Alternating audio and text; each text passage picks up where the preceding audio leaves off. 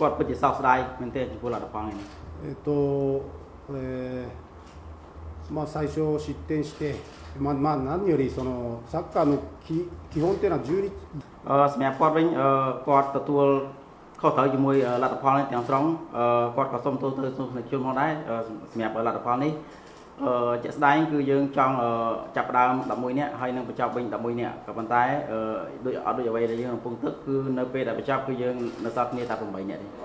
ជាក់ស្ដែងគឺបញ្ហារបស់យើងគឺចាប់ផ្ដើមតង់ទី1ភ្លាមយើងឃើញថាយើងមានការគ្រប់គ្រងបាល់បានច្រើនក៏ប៉ុន្តែនៅពេលដែលយើងបាត់បាល់គេ counter វិញគេមានប្រយុទ្ធគេដែលមាំដែលមានធំយើងអាចបិទគេបាន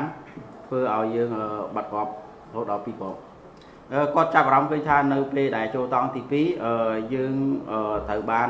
ការកំហុសមួយយូរដៃនៅពេលដែលយើងខ្វះគ្នាយើងបានទៅជែកគ្នាតាក់ទងជាមួយនឹងការលេងតង់ទី2ហ្នឹងលេងបានបើគិតទៅគឺលេងបានជាងកាលពីយើងនៅគ្នា11នាក់ហើយ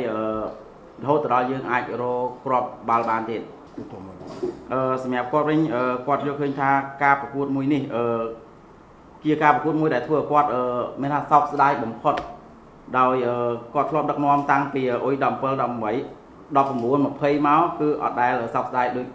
ការប្រកួតមួយនេះទេសម្រាប់គាត់ប្រកួតបន្ទាប់ទៀតគាត់នឹងព្យាយាមប្រឹងប្រែងក្រុមប្រធានទៀតដើម្បីឲ្យលទ្ធផលល្អឲ្យអ្នកគ្រប់គ្រងពេញចិត្តនៅលទ្ធផល